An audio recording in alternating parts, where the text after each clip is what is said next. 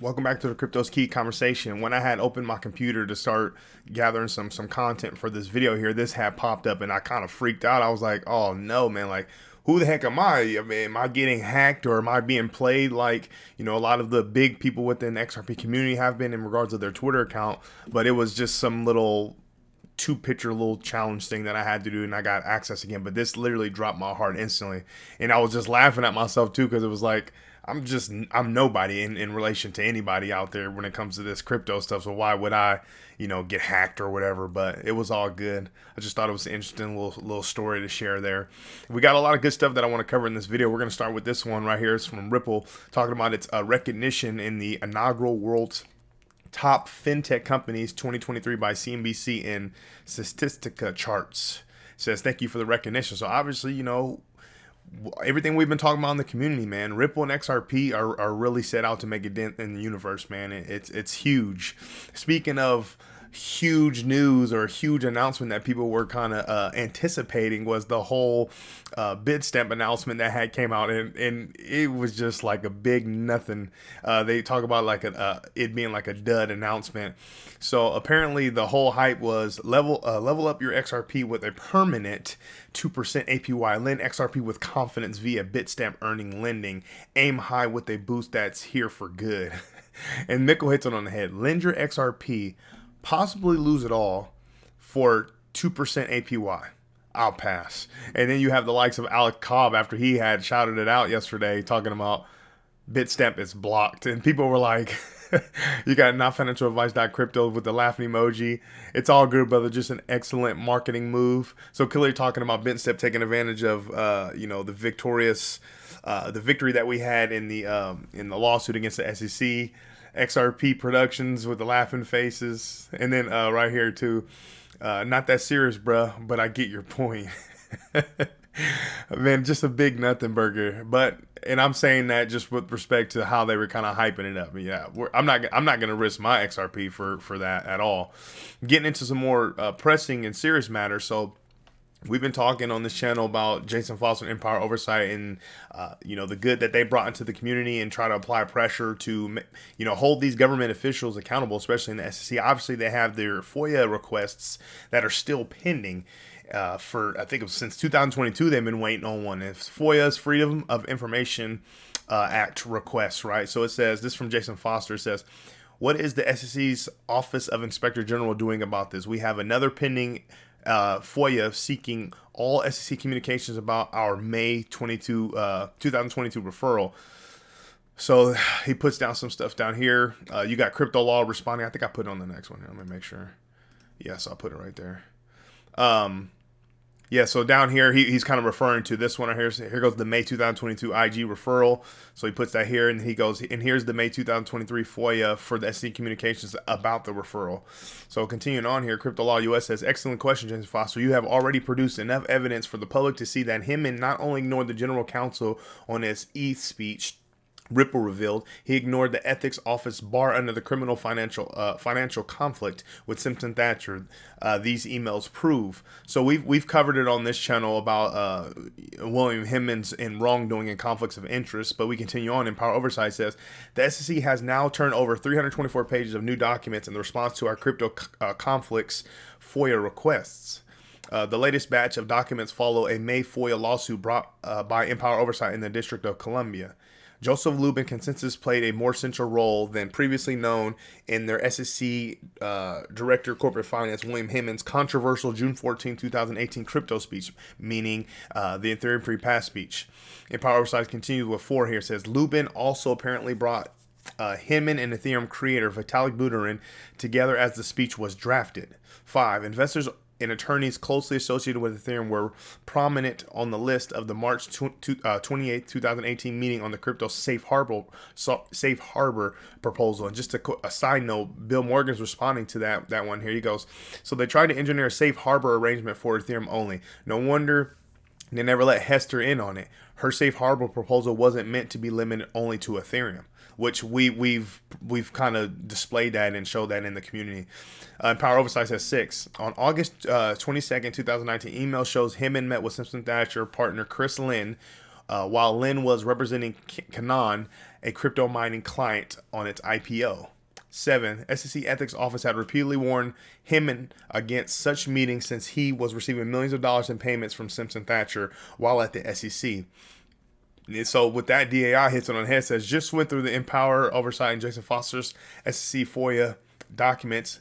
And the obvious question is, why was Bill Hinman doing backflips to accommodate Joe Lubin and Vitalik Buterin while at the same time giving Brad Garlinghouse the runaround with the help of Jay Clayton, and even coming back to the SEC after he left to make sure that Ripple lawsuit went through?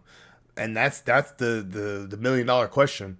And we've been talking about on this channel and in this community in particular, is there going to be some sort of investigation that's dropped on hashtag ETHgate? And this isn't to say, down with Ethereum. No, I hodl Ethereum. You know what I'm saying? I see a promising future for it. Obviously it's a big blockchain, a big network. But I'm saying when it comes to the whole hashtag and the conflicts of interest and the Ethereum free pass week, just the whole narrative behind hashtag ETHgate, is there going to be an investigation that's dropped to really uncover this thing? Or is it, when it comes to these congressmen and women and these representatives that, are so-called set out to fight the good fight, are they just kind of, blowing smoke up our butts? And, are they just kind of saying things to make themselves more marketable politically, when it comes to re-election or whatnot? I don't know. We'll see. It's just going to be a waiting game. Mr. Huber here had put this up, and I thought it was interesting. He says, Joseph Lubin is the biggest financial criminal of the 21st century. History will prove me right. So I think he has some validity here based on the information that we have and connecting the dots. Especially if an investigation happens, it doesn't matter if it's, now, a few months from now, a few years from now, whatever the case is, I think he could be proven right. So I'm just going to play this real quick because this is William Hinman right here giving that infamous Ethereum free pass speech.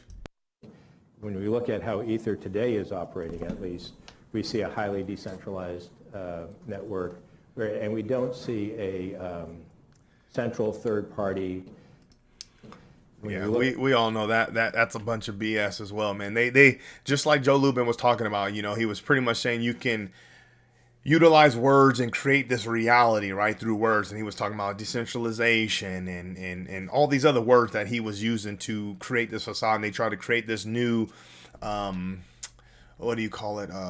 You could just say, in a sense, this new definition of, what a non-security is and why Ethereum isn't a security. But if you really look at the facts and you look at, how Ethereum was continuing to be built out, how, the ICO was implemented, the disguise wells, who actually controls a very overwhelming large portion of, the Ethereum token, it's clear that, all this stuff that they were saying was just literally just smoke and mirrors, man. They're just blowing smoke up people's butts. And it's just shameful, man, because this is supposed to be a representative who's supposed to be doing the right thing and being for the people.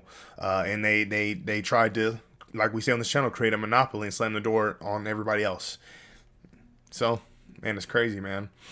If this thing loads up, man, my computer's been super slow. Wheezy X had put this up. It says, April 18th, this group had a meeting with Hester Peirce. I wonder if the SEC is throwing Hester under the bus with this one. So it says, this group will be meeting with Commissioner Peirce at 2 p.m. And then DAI says, hey, Crypto Mom, what was your involvement in Ethereum Free Pass, Hester Peirce? Is it really ETH, Mom? Question mark. Ooh. Oh, this gentleman says right here, it says, Hester was so deep in it all the time. She has been misleading everyone. Oh, boy. So, man, I don't know, man. We'll see. I can definitely see people speculating. I can definitely see both sides. But, man, wow, that would be quite interesting. Anyways, moving on here. Speaking of Chairman Gensler and the SEC, this is breaking. SEC Chair Gary Gensler has stated that he intends to prioritize regulations regarding artificial intelligence, AI, over those for cryptocurrencies. Hey, the thing that's nuts about this, man, you take a fat L, right, and you're starting to take more L's. So it's like, okay, let's shift. We got to shift this narrative, and so he can get his wins and his victories and make himself look as good as possible and deflect, what's really happening for the betterment of himself. He doesn't care about, anybody else. It's for the betterment of himself, and obviously he's got to listen to his masters. It's crazy, man. The Money Lisa says, laugh all out, lose and move on to the next. Ben says maybe the real pivot were the friends we made along the way.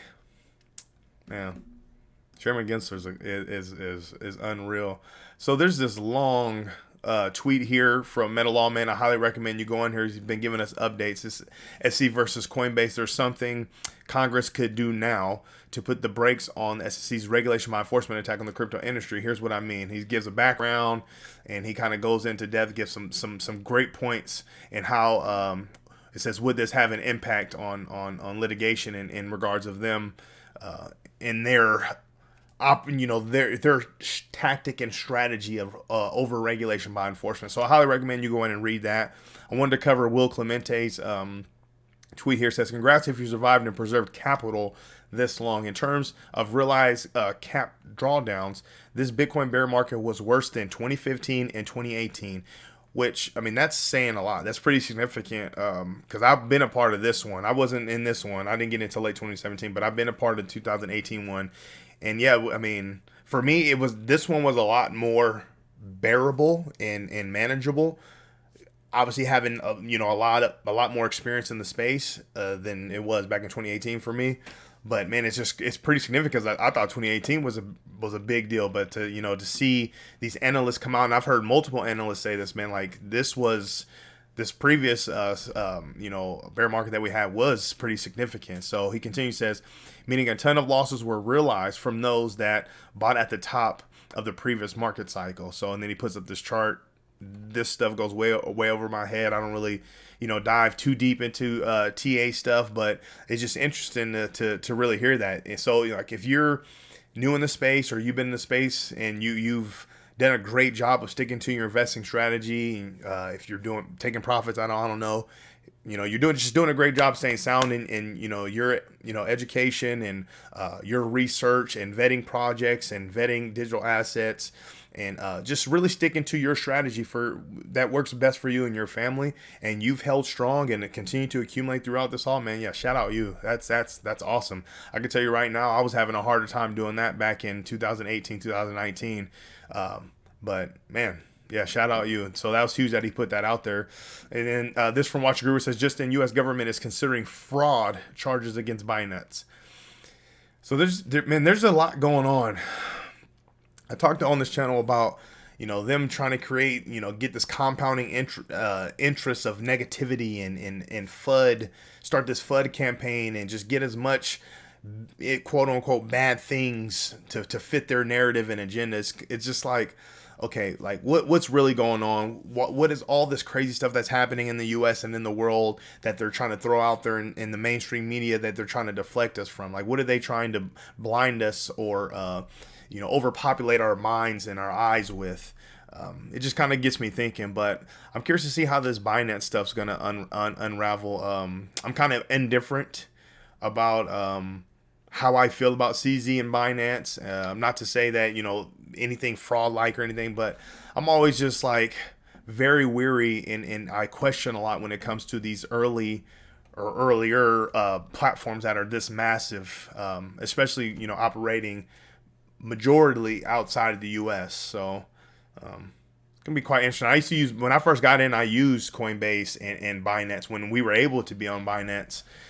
So I loved Binance, by the way. When I used it, it was my favorite platform until they I had to get up off there, and then I ended up going to like the likes of KuCoin and obviously learning about DEXs and stuff. But anyways, yeah, I'm curious to see what's going to happen with that. We're currently sitting at a $1.2 trillion market cap. Bitcoin sitting at 29,238. Ethereum sitting at 1839. XRP sitting just below 67 cents. Bitcoin Fear and Greed Index sitting at a 52. Yeah, man, that's what I have for you. Make sure you come to the Crypto's Key Conversation YouTube channel. Subscribe. Follow us on Twitter at Crypto's Key 1. I really appreciate your support out there. With all that being said, stay strong out there. Be safe.